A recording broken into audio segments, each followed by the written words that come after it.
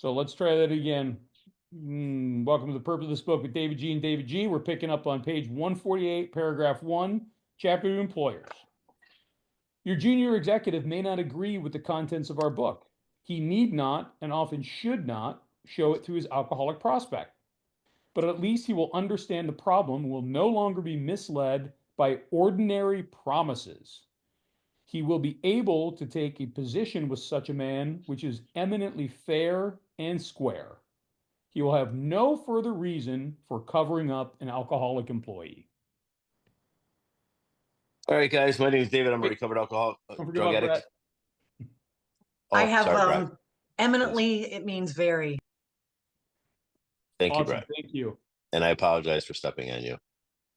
I'll try not to do that again. I won't say that I'll do that because I will. Yeah, June, give me the finger wagging. She knows. I don't think too little of myself or too much about myself. It's all I do is think of myself. So shame on me. Anyway, so page 148 in the first paragraph is David read. Oh, and one thing I was going to add to what David said about when we do our study, when we do the 12 steps in 12 weeks, they'll start on June 6th. We have a website where you can download the PDF file of how we go through the work. So you're not, going blind or coming out of the chat. Like everything you can download right away and go line for line with us through that process. So, and we'll post all that kind of stuff. So so back to our context tonight. So your junior executive may not agree with the contents of this book. Not everybody and their brother is going to agree with this, but my experience with the Big Book of Alcoholics Anonymous is so spiritual in nature. It is divinely written by a guy who is well educated and wordsmith. I mean, it's so divine, though, it's unbelievable because millions of us have gotten sober. It's a guaranteed that if you do this work and you do it honestly and thoroughly, the result is a spiritual awakening. It's for everyone. The caveat is that I should do this, and if I do this, that I can get free from the bondage of self, that I can recover from a hopeless state of mind and body. So this junior executive doesn't need it necessarily because he's not an alcoholic, but Bill wrote this book in a lot of different chapter 2 wives. He wrote it so he could sell more books. He did. That's why he wrote it.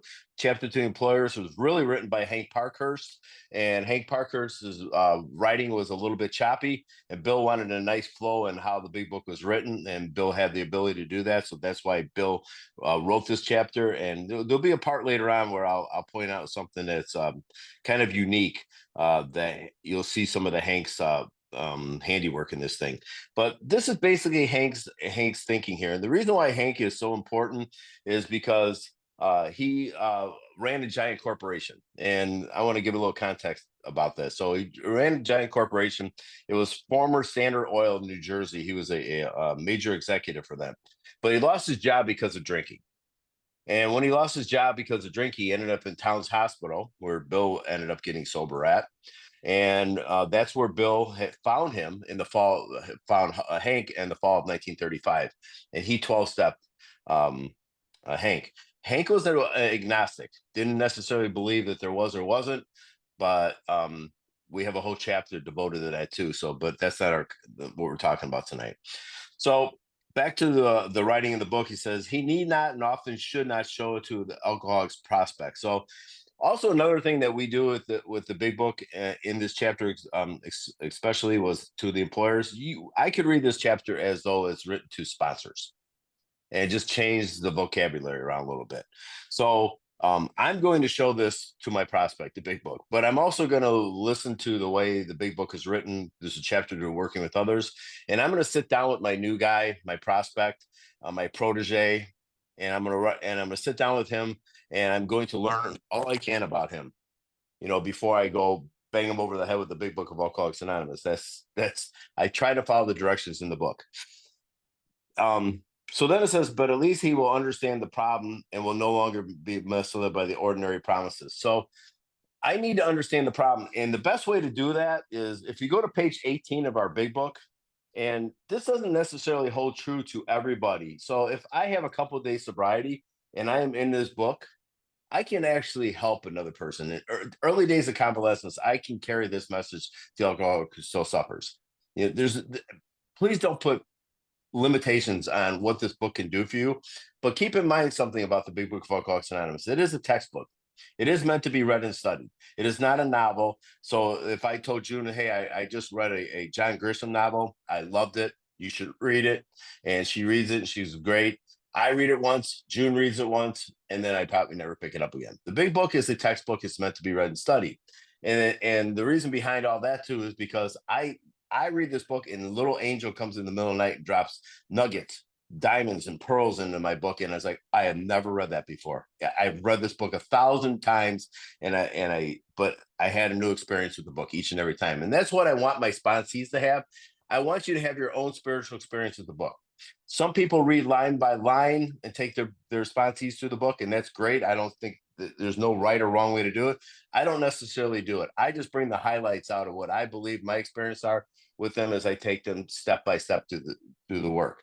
And then we can go back over word by word, or come to our big book study, or go listen to Mark Houston, or go listen to Howard and Kathy, study with those kind of people. There's plenty of people doing great big book studies, and that's where I've learned, picked up my knowledge and experience. But the other way to do it is if we go to page 18 in the chapter to this, there is a solution. Not that there may be a solution, that there is a solution. Fourth paragraph in italic writing, squiggly writing, if you live in the East Coast of the United States, that's what they call it. It says, but the ex-problem drinker who has found the solution, who's properly armed with the facts about himself, can generally win the entire confidence of an alcoholic in a few hours.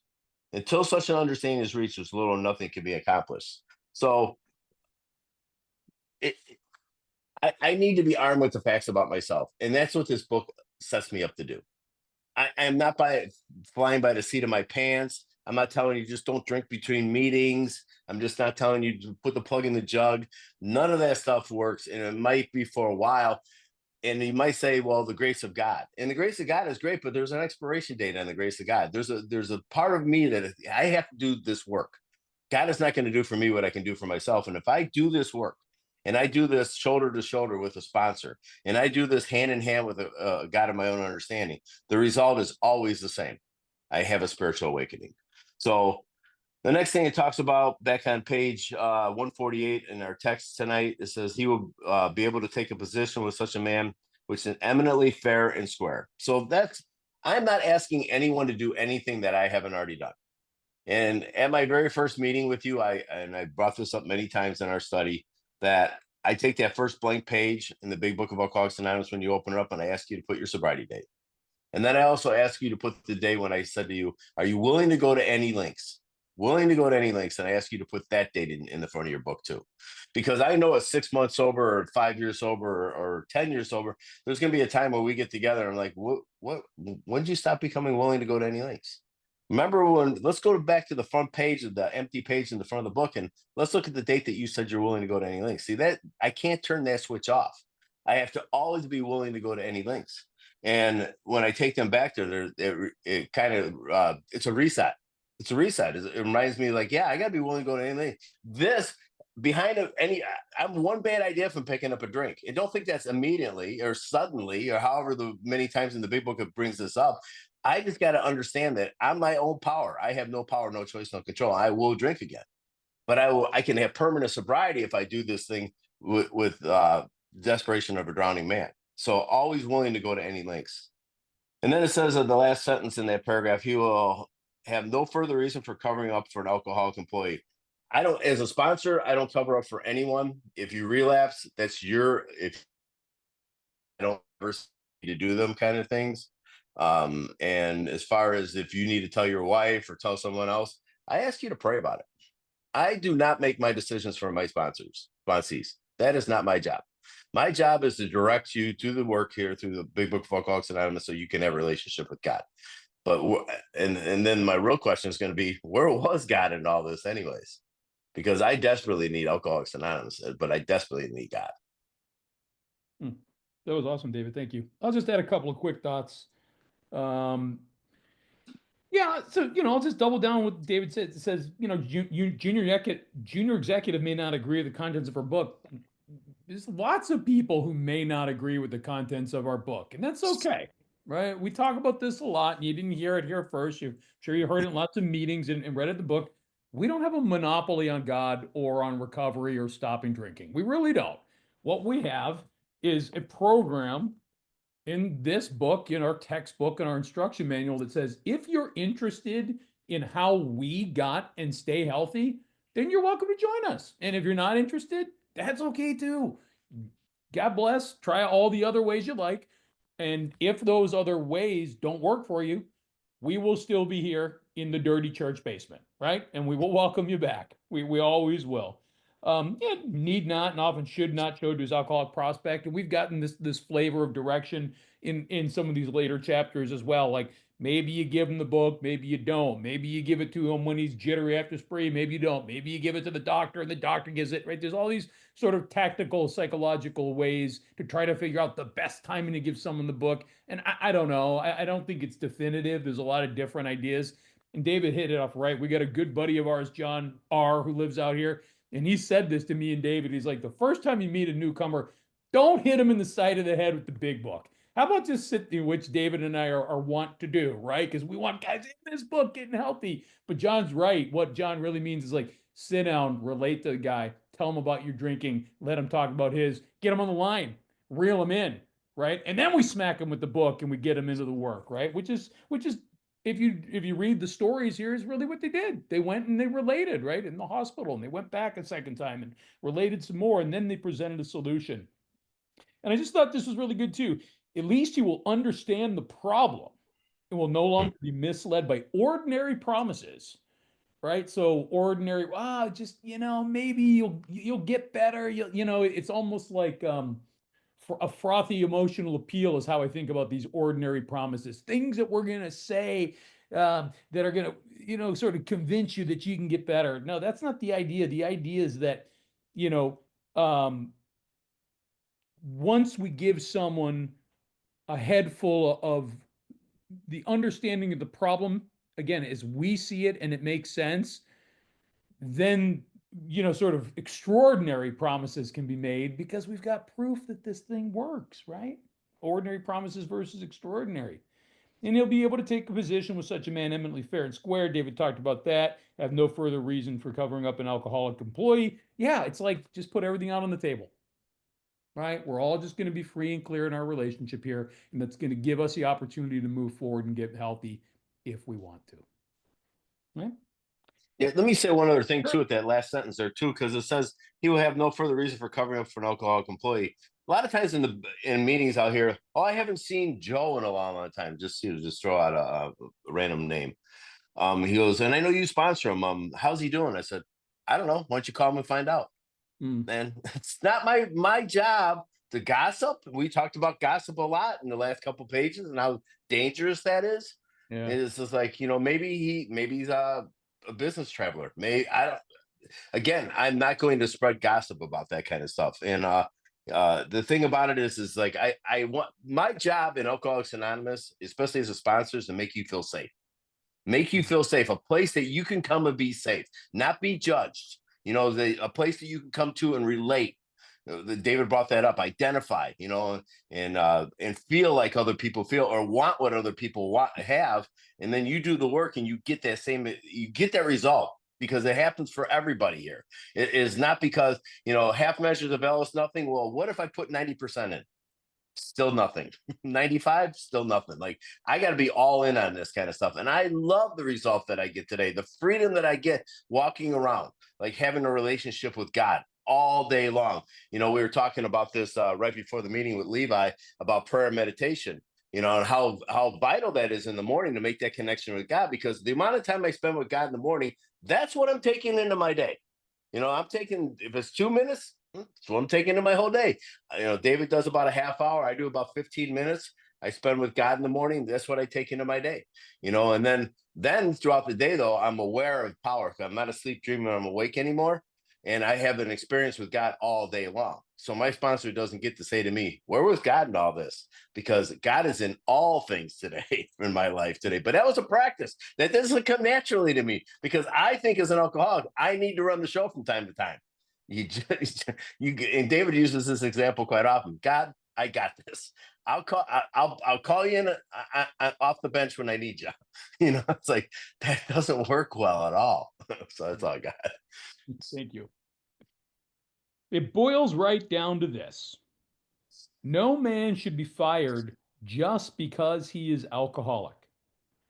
If he wants to stop, he should be afforded a real chance. If he cannot or does not want to stop, he should be discharged. The exceptions are few. Brett, anything? No? Okay. Look, and I waited. Yeah. So there'll be another time. Yeah, so it boils down to this: no man should be fired just because he's an alcoholic. So I have an opinion, which I don't like to share necessarily. But again, Hank wrote this chapter. Bill rewrote it again, so the whole thing would flow. And probably because Hank got fired, it's probably why he's saying this. He doesn't think anyone should get fired. Alcoholics should get fired. We have a disease. And not everybody understands that. David brought this up last week about a lot of doctors don't get this thing. You know, they just don't understand. You know, but a lot of them do too. So let's not discredit the fact that, you know, they're very high, well educated. But also, it's my job as a sponsor to educate other people today too. So, and then it says if he wants to stop, he should be afforded a real chance. So I think take that statement and turn to the question: do you want to stop? I mean, if you don't want to stop, this is, you know, David brings this up quite often too. If I don't have a first step experience where I say I'm powerless over alcohol, my life is unmanageable, and I don't concede that to my innermost self, I'm not going to do the rest of this work. And by the way, it ain't going to work anyways. It's just not, because by the time I get to 3, I am certainly not going to celebrate the 4th step, as David likes to say. I'm not going to have that celebration, and even if I did, I'm not going to be honest and thorough. And I certainly don't have enough things to take to God in 6 and 7. And then I'm certainly not going to write down an 8-step list. And if I do, I'm going to be very vague on it. And I'm not going to go out and make amends to all those people I'd harmed. And to stay in the disciplines of 10 and 11, 12, why would I do that? I couldn't even get to those things. I would not be able to do that. And then it says, if he cannot, does not want to stop, he should be discharged, and the exceptions are few. So we talked about this a couple pages ago and this is also in the chapter how it works, can-nots and will-nots. This is another example of a cannot here. If he cannot or does not want to, so it cannot. So I know a lot of will nots won't do this work, but I've really never met a cannot. I mean, I just haven't in all my couple 24 hours. But he's saying he should be discharged. The only thing I'm going to say is about that is every time I've ever lifted someone's bottom, I probably is detrimental to them. I need not to lift someone's bottom for them. I don't know what a bottom necessarily looks like for each and every one of you. My bottom was a feeling. My bottom was in a psych ward, looking at a very long prison sentence, divorce, homelessness, loss of my kids, no finances, and that's how my life was going to shape up. Did not shape up necessarily like that. Was way better than that. But the thing is my bottom was a feeling that this is my life and it's never going to get better than this. And I was willing to do anything not to pick up a drink again. So I was not a cannot, and I wasn't even a will not.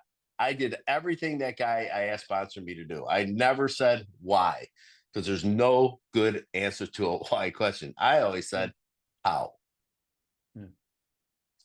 Yeah. So, and think about this sentence here: no man should be fired just because he's alcoholic. Yeah, maybe it was self-servingly written by Hank. I don't know. Neither here nor there. Where are we in this chapter? We're basically almost done. And we've had this whole chapter where strategy and tactics are being given by the authors of the book to employers to try to salvage and help an alcoholic employee, right? I mean, that's the whole point here. So what they're saying is, don't fire a guy or gal just because they're an alcoholic. This is what we've been talking about in this chapter. Because if he wants to stop, give him a chance, right? So don't necessarily fire him. But if he doesn't want to stop, let him go. And again, that's not the first time we've read that in the book either, because maybe that's the bottom that person needs to get well. And they're wonderful, because there's always another job, right? You get the job back. There's always another job. Yeah, and I won't go back on the cannot or will not, because I know we just beat that up a couple of weeks ago. Okay, moving on. We think this method of approach will accomplish several things. It will permit the rehabilitation of good men. At the same time, you will feel no reluctance to rid yourself of those who cannot or will not stop. Alcoholism may be causing your organization considerable damage in its waste of time, men, and reputation. We hope our suggestions will help you plug up this sometimes serious leak. We think we're sensible when we urge that you stop this waste and give your worthwhile man a chance. Nothing, Brett? Okay. Go ahead, David. Okay, so we think this method of approach will accomplish several things, and it does. Like, so if I came from the employer's standpoint, is like they have a company to run, and I think we get into it a little bit more.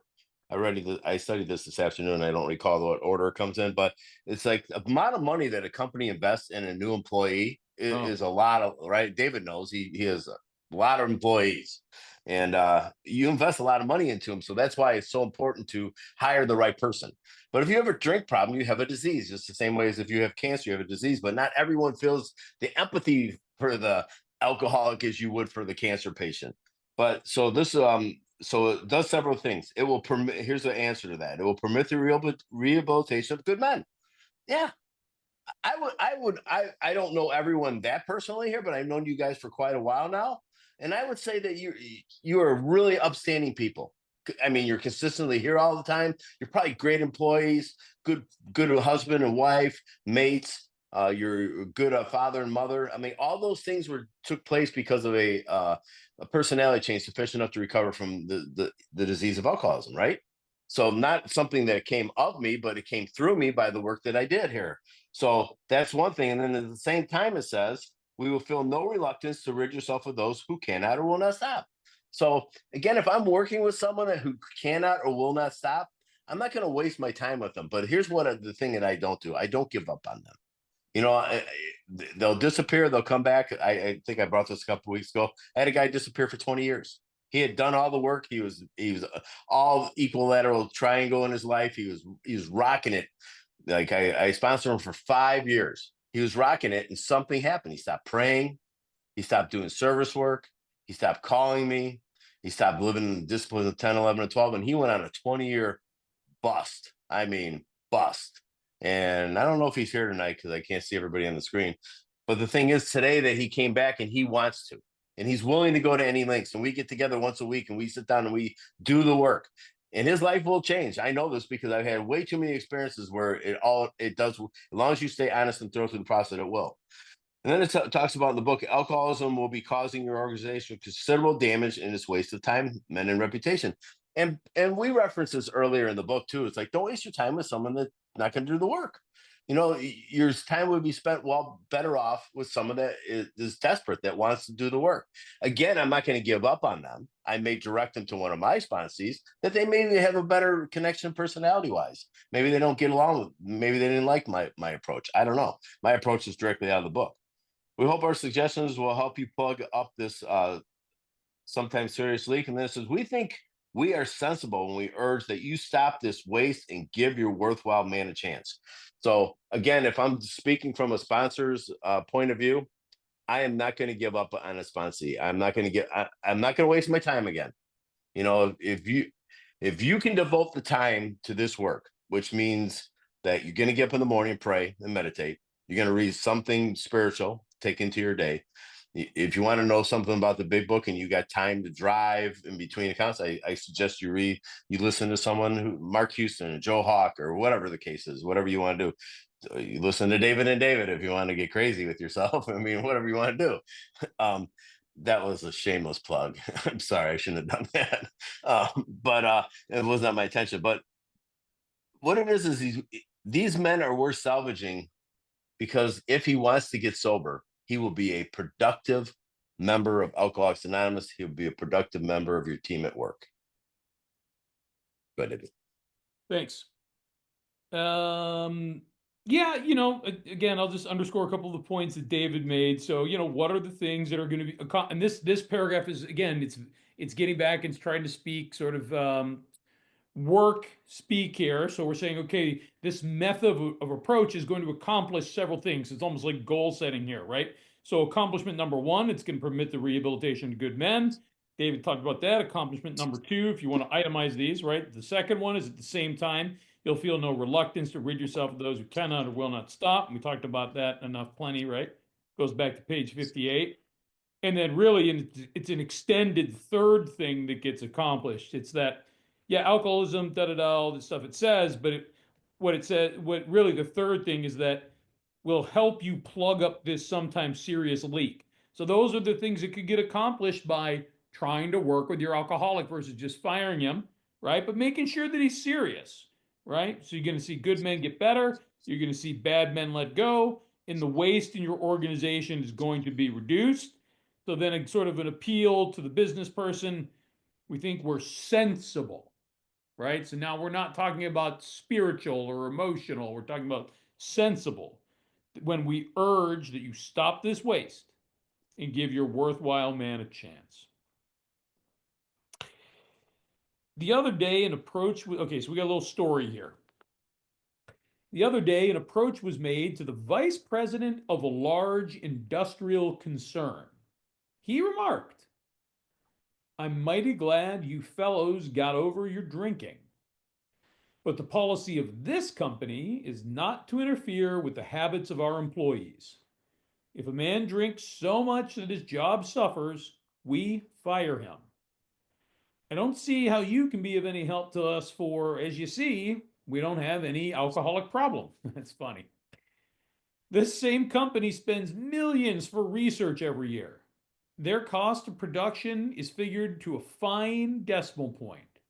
They have recreational facilities. There is company insurance. There is a real interest, both humanitarian and business, in the well-being of employees. But alcoholism? Well, they just don't believe they have it. I have humanitarian, one who believes in improving the lives of others. Yeah, and isn't that a great definition too? Wouldn't it be great to be the humanitarian, putting the common welfare of someone else before my own? I think that's kind of like 10 step work, right? It's the 10th and 11th, and doing your evening review, and then asking God what to be divorced from to go into your day. I think that is a great goal to be aware of all the time, as I watch my thoughts throughout the day. And then, so I don't have a lot to add to this paragraph, because even though I own my own business, I don't have any employees. Well, I have a couple, but I share them with other people, so I don't direct them what to do. So I don't have a lot of experience to talk about. If a man drinks so much that his job suffers, we fire him. I've never had that experience. As far as response he goes, again, I said I'd never done that before. But there's something I do want to talk about here. I don't see how the last part of that sentence on page 148. I don't see how you can be of any help to us, for, as you see, we don't have an alcohol problem. So, and then the last thing at the bottom of the page, but alcoholism dash, well, they just don't believe they have it. Let me give you the definition of what denial looks like out of the 1938 big book of Alcoholics Anonymous. Denial means refusal to admit the truth. Okay, refusal to admit the truth. Delusion, though, this is a good one. I like delusion because that's what I am a lot of times. Delusional. Delusion, a misleading of the mind, a fixed and often insane belief in the truth or reality. So I'm referencing delusion to the alcoholic. I am referencing the word denial to the employer. So I have to understand too, if I get let go because of my drinking, I own that. They didn't treat me unfairly, most likely. Again, I don't have this experience, but the delusion is a misleading of the mind. If I get angry, if I have a resentment against them, I will learn this in my fourth column, my fourth step, if I do this honestly and thoroughly. A misleading of the mind, a fixed and often insane belief in the truth of reality. That is delusion. That comes right out of the 1938 Webster's Dictionary. Go ahead, David. Yeah, so I do own a business with a lot of employees. A lot is relative. I've got 30 employees, but 3.5 years ago, there was 4 of us. So we've grown rapidly in a short period of time. And a couple of months ago, I had to fire someone over a drinking escapade. Unfortunately, I was not able to take this approach of trying to help because the behavior at a company event was so egregious that for liability reasons, I had to terminate someone. It was one of the worst things I ever had to do in my life. Right. But so I'm quite aware that there could be a further alcoholic problem in my company. Am I aware of it at the moment? No. But this would be sort of putting the blinders on, as David was talking about denial. And by the way, I love this continuum that includes denial and delusion before I get to reality. And as you know, as an alcoholic, an unrecovered one, when I come in, I am delusional. There's no question. I graduate from delusion to then getting into denial, to refusing it. And then I can get into acceptance and reality, and how that continuum works and the speed at which we traverse it is obviously different for different people. But yeah, we've talked about this a lot in this chapter. Much has changed since 1939, and corporate thinking and company thinking in many, I would hope to say most businesses in the Western world has evolved, that we now have more awareness and programs and insurance and things to help sick and suffering people. And I don't need to go on about that because we've talked about it quite a bit. But I love the point they're making here. And like a lot of my clients are engineering firms. So there's a lot of logic, there's a lot of calculation, right? There's a lot of math, a lot of science. And this is the point. This is a bit of how I read this chapter. It's almost, I read it as though, Bill and Hank are sort of smirking as they write it. We don't have any alcoholic problem. But then they go on to say this company that's in denial about their alcoholic problem spends millions. Again, guys, millions in 1939, right? This company's just saying we don't have an alcohol problem, yet they're just declaring this with, it's like contempt prior to investigation, or it's just decision without investigation. But the company spends millions for research every year. They get their cost accounting down right to the decimal point. And this stuff about the recreational facilities and the company insurance, it means they spend and invest in their people. So there's real interest in all of them, but there's just this flat denial. So in this business where they care about and invest in their people, and they take this very logical, narrow, logical approach to their business, it's great in all ways except this one. It's kind of like the alcoholic who sometimes is successful and wonderful in other parts of their life, but like tragically insane when it comes to drinking. Right? Perhaps this is a typical attitude. We, who have collectively seen a great deal of business life, at least from the alcoholic angle, had to smile at this gentleman's sincere opinion. What did I say? They were smirking as they wrote it. He might, and I'm sure I knew that was coming, right? So he might be shocked if he knew how much alcoholism is costing his organization a year. That company may harbor many actual or potential alcoholics. We believe that managers of large enterprises often have little idea how prevalent this problem is. Even if you feel your organization has no alcoholic problem, it might pay to take another look down the line. You may make some interesting discoveries. Nothing? Crap. Again, I'm gonna be kind of brief on this thing because I don't have a lot of experience with owning a business with any employees. But I think halfway through the paragraph it says he might be shocked if he knew how much alcohol is costing his organization. So I'm going to take this in real time. When I say that, it means when I'm working with another alcoholic, and he's like, "Okay, yeah, I didn't show up to work every day, and I stole a couple things from my employer, but I really wasn't that bad employee. I'm really a hard worker, and I don't have no doubt that you are." I said, "But you got fired, dude. So do you owe an amends to that guy?" And he's like, "I don't know if I do or not." I said, "Well, let's talk about this and go through the process to find out if you harmed anyone. What was your wrong in the situation? Let's find out the fourth column, the real truth in the fourth step." And come to find out that not showing up at work is costing the employer money. Taking from him, even if it was a shovel from work or a bungee cord, is still stealing and is dishonest. So if he will meet with you as you make your approach and make an appointment with the employer that used to employ you, you need to make amends to them. And when you make the amends to them, you need to make the financial amends too, part of it. Pay back for the shovel, pay back for the bungee cord. And, most of the time it's much more than that. But the thing is, and then I have to ask that guy, the proper way for me to do a 4-step is, are there any other harms that I caused you, Mr. Employer, that I'm not aware of? And then he gets to tell me all those things that I did. And then I get to add to my list of the amends that I need to make them. And then how do I make this right with you, Mr. Employer? So when he tells me, well, I would like to hire you back. Can you promise me that you will never steal from me again and you'll show up on time and you won't drink? Well, yeah, I'll do my very best. And I've been sober X amount of time. I do this AA program thing, and I have a sponsor. And I do this work, and then I become the best employee I could possibly become. Like making a living, and they talk about in the bedevilments on page 52. Making a living means actually going to work and performing the job that they hired me to do, and doing the best job I can possibly do. And in my case, and I'll bet you in most of yours, if not all of yours, you're the best employee that company has. I'll bet you. I just know this. It's ingrained in us, and we're going to go through the next on the next page, I think it is, or somewhere in the page here.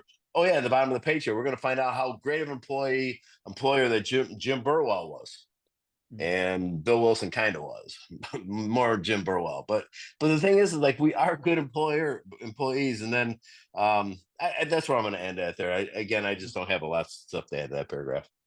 Yeah, you know, and as I look at this again, as I read it, I realized that when I was commenting in the previous paragraph, I was really addressing a lot of what was in here, right? Because like I said, I feel like I read that previous paragraph like they wrote it with a smirk. So it's saying, you know, we had to smile at their sincere opinion. And this was the point I was trying to make too. And, you know, again, could be going on in my business beyond the one problem employee I had. Might be shocked if we knew how much alcoholism costs of business, you know. And again, today, as I said, you know, businesses are so much better at investing in programs and insurance and EAP type things to help people, and that's cost. But you know, what's really being talked about here is loss of productivity, loss of customers, loss of vendors through, you know, alcoholic behavior, and not necessarily intoxicated alcoholic behavior. Because if you guys are anything like I was, which I know all of you were probably worse when you weren't intoxicated, because you're restless, irritable, and discontented like I was, right? And it, again, goes on to say there might be more alcoholics, actual or potential, and you know, there's just really no consideration for how much it could be pervading an organization. So keep an eye on it is really what they're advising. Moving on. Of course, this chapter refers to alcoholics, sick people, deranged men. What our friend, the vice president, had in mind was the habitual or whoopee drinker. And I hope you have whoopee, Brett. As to them, his policy is undoubtedly sound, but he did not distinguish between such people and the alcoholic. Okay, I have deranged, which means Okay. crazy, insane. Habitual means regular, and whoopee means extreme or wild. Thank you, Brett. Thank you. Whoopee. Okay, so of course, this chapter and the whole entire Big Book of Alcoholics Anonymous refers to alcoholics. It just does, right? He's quoting the obvious here. But then he's getting a little harsh. Sick people, deranged men. It's like, come on, man. Ouch. You know, but then it says, what our friend, the vice president, had in mind was the habitual or whoopee drinker. So the hard or moderate drinker. Let me read on that paragraph. As to them, his policy is undoubtedly sound, but he did not distinguish between such people and the alcoholic. I put the word real alcoholic. If we go back to page 21 in the first paragraph, they're going to give it a description, and I won't read the whole thing. I'm just going to read the one paragraph in the very first paragraph. What about the real alcoholic? Because before that, they described the moderate drinker and the hard drinker on page 20 on into 21. But what about the real alcoholic? He may start off as a moderate drinker. He may or not become a continuous hard drinker, but at some stage of his drinking career, he begins to lose all control of his liquor consumption once he starts to drink. That is me. I was a moderate drinker, probably became a hard drinker, and then I lost all power, choice, and control, whether or not I could stop or moderate. I couldn't. And I had, again, so am I a deranged person? Again, I think that's a harsh word to use. I should have looked it up in the, it's probably the same definition that Brett gave us here, but I just know I need to know for myself, because we can find in Alcoholics Anonymous a lot of hard drinkers, and David will back me up on that. A lot of people that don't need to work the steps. They just can go to meetings and can spew all kinds of craziness in my experience. And they don't ever need to work a step. They work the steps off the wall, and they have an off the wall experience. But the real alcoholic, I desperately need to be in the rooms of Alcoholics Anonymous at a good literature based meeting, have a sponsor, get a relationship with a power greater than myself, so that I can carry this message to the alcoholic who still suffers. Because we're talking about the last thing I said in that paragraph there. It says, now, not to distinguish between such people and the real alcoholic. Yeah. I need to know what the real alcoholic is. I'm a real alcoholic. I am not cured. I have a daily reprieve contingent on the maintenance of my spiritual condition. I need to stay in fit spiritual condition. That's what it's saying me. So if I don't have a daily reprieve, am I in trouble? I probably could be in very big trouble. I get the daily reprieve off the work that I do today in the moment. And all I have is this moment. But I have to live in the disciplines of 10, 11, and 12. And when I live in those disciplines of 10, 11, and 12, I have so much freedom. I swear to God, I'm not kidding you. I get up way early in the morning and I go all day long, and I don't go to bed till 8 or 9 o'clock at night. And dude, I don't know where the energy comes from other than a power greater than myself. God. And yeah, right. It is the guy. And I also somehow, I don't know if you guys get this or not, or I'm just his favorite. It could be I'm just his favorite. I'm not sure, but he gives me a couple more hours in my day sometimes. I swear to God. Like, I think there's no more time, and a sponsee calls. I'm like, dude, I'm on my way over. Or my wife's like, you know what? I don't want to cook tonight. I was over my dad's house because her dad just passed away and she's cleaning out the house with her sister. I go, let's go to dinner. Like, that was not part of my plans for the day. Remember, we talk about in the morning upon awaking, we consider our plans for the day. We don't etch them in stone like this is how it's got to be. No, God will have a different and a better plan for me. And that's always been my experience. As long as I'm not asleep, dreaming I'm awake. Yeah, I think we talk about this a fair amount. David brought it up again, and I just want to make sure we reinforce, because it's relevant to the chapter to employers, but it's relevant to sponsorship and being a part of the fellowship. Some people are sicker than others, and just because somebody ends, and I'm speaking about AA here, but I could be talking about CA as well. Just because somebody shows up in an AA meeting doesn't mean they're as sick as I am, doesn't mean they're a real alcoholic, and it's not our job to convince someone that they are an alcoholic. If somebody shows up and then I'm explaining to them the physical powerlessness, the allergic reaction, the breakout and craving, and they say, well, I don't know. I mean, there's a lot of times I was able to stop. Yeah, sometimes I drank too much, but a lot of times I was okay. Maybe that person doesn't have the allergy. Maybe they don't. It's not my position to convince them that they're wrong what their experience was. How's that going to work out? I can't begrudge someone who's not as sick as me not having to work an entire program recovery around their drinking. It's okay. But it's like David said, and by the way, those hard drinkers, those people with a drinking problem that's not real alcoholism as we define it in the big book, they are welcome to be members of Alcoholics Anonymous. They are absolutely welcome. The third tradition is clear about this. A third tradition does not say to be a member, you must agree with our definition of real alcoholism. It doesn't say that. The long form is even better than the short. It says, you got a drinking problem, you want to do something about it, you're welcome. But what I do encourage those people to do is, outside of meetings, not in the meeting, encourage them that their brand of not drinking is not AA.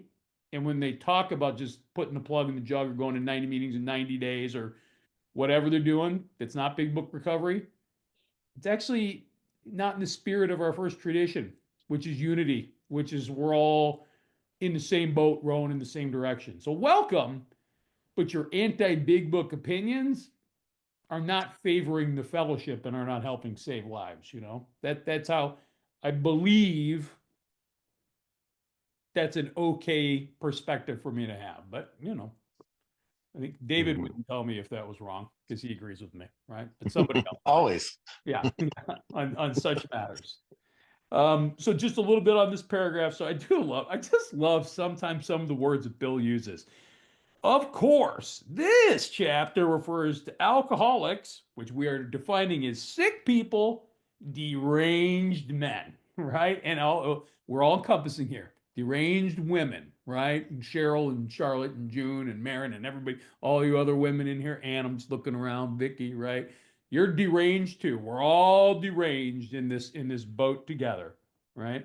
And that's okay. That's okay. We were deranged. I'm no longer deranged. Now I don't know. Now I'm ranged, I guess. What our friend, the vice president, had in mind was the habitual or whoopee drinker, right? So for them, the policy is undoubtedly sound, did not distinguish between such people and the alcoholic. And what Bill's talking about here again, that I was just talking about, to some length, is that real alcoholic. And a lot of you guys have been studying with us for a long, long time now. So we brought this up a lot, and I was just alluding to it. The real alcoholic, that's not a term that doesn't mean when we use that comes out of the book right here, right? It's several times the book talks about what does it mean to be a real alcoholic.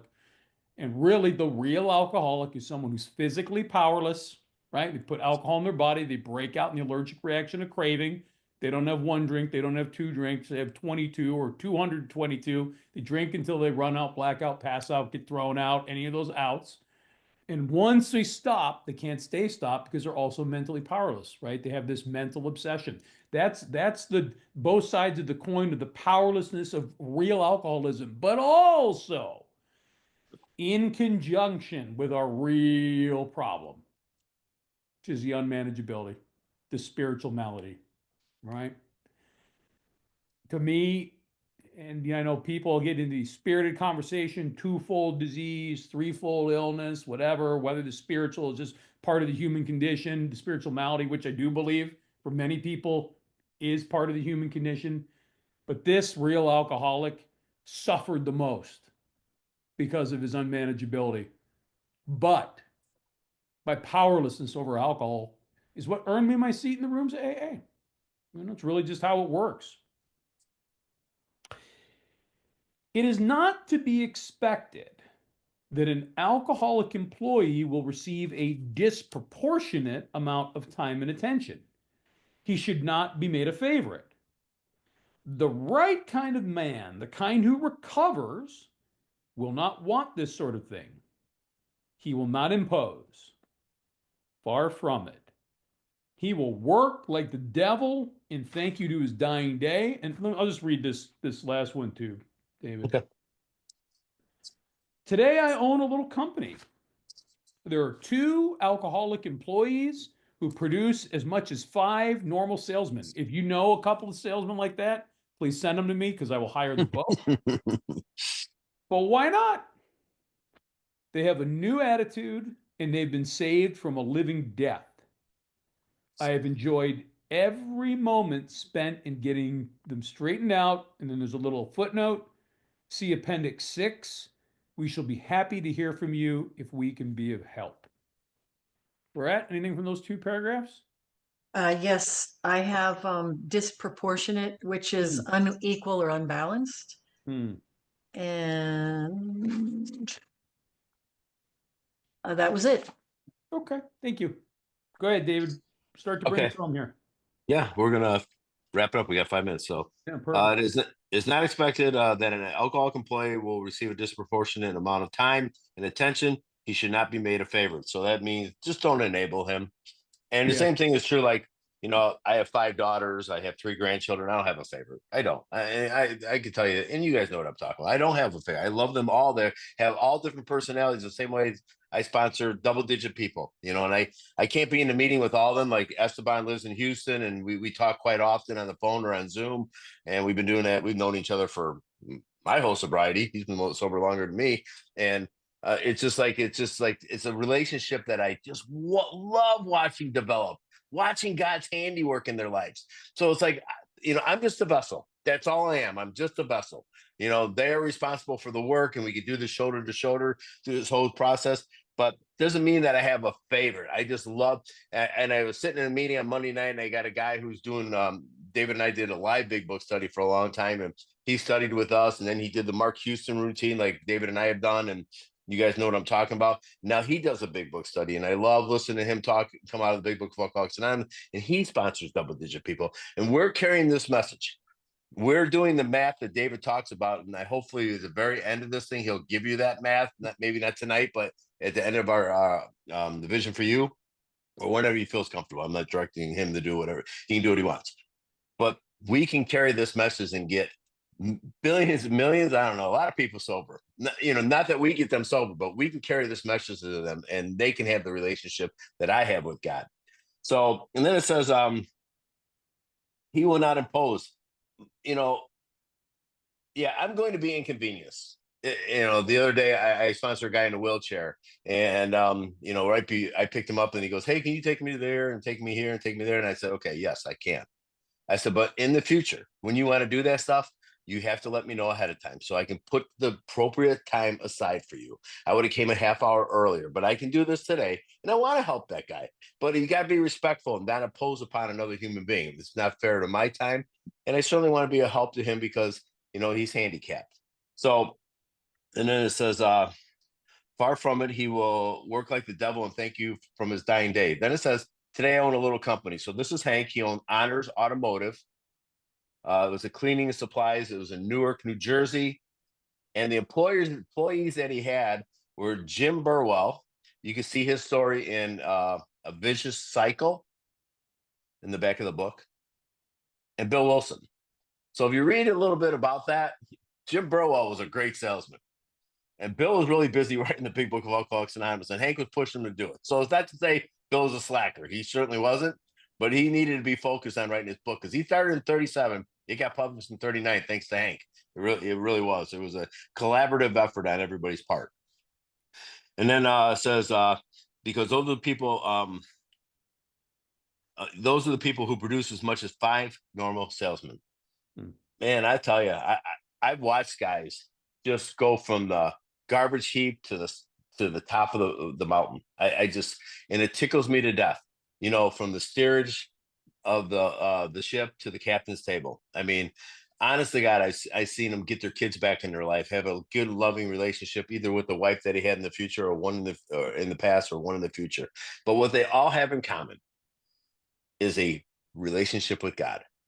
And that's the whole point, is bringing God to everything that I do, getting into that practice, that discipline, vital discipline, because on my own power, remember, I have no choice, no power, no choice, no control. Today, I'm a free man, free of the bondage of self. So I guess that's all I got there. Oh, let me just say one thing. The closest thing that Hank ever said got to referencing a spiritual solution was on page 143 in the first paragraph. Remember, Hank was an agnostic. He wasn't really going to talk about God too much. But Bill put it in there, and he probably did. He probably dropped it in there on behalf of Hank. That's all. We're just about there. Oh, we're at 8 o'clock. So I'm just going to share 2 quick thoughts. One is, I never thought about this phrase before. He will work like the devil. Man, and I'm not talking about this in the religious sense of the devil, but more the figurative devil. Nothing works like the devil, right? Nothing works like the devil. And we were talking with Levi before the meeting about our morning routine and having time with God. And I always refer, I get up early, 4:30 or 5, and I just chill. And I always refer to that as God's time, those early morning hours. But it's the devil's time that occurs just before that, when you're still up and it's past midnight and it's 3 in the morning, right? This is a fine cutoff between the devil's time and God's time, or the devil's work and the Lord's work, right? And then just one quick thing in that last paragraph, it says that they have a new attitude and they've been saved from a living death. And I had a note here that occurred to me. Those 2 things, the new attitude and saved from a living death, really feel like callbacks to my 2 favorite pages. The new attitude is given to us as described on page 27, right? When our old thoughts or ideas, emotions, and attitudes are cast aside and replaced by new ones, right? Therefore, creating a new attitude, right? That is what I receive in the spiritual awakening. And then what I'm saved from the living death is my favorite paragraph on the bottom of 25, when it talks about I'm blotting out my intolerable existence, the best I can as I'm trudging along, that's my living death that I'm living in, All right, so just a couple of sort of cross references there, but let us wrap up. Bear with me a sec, guys.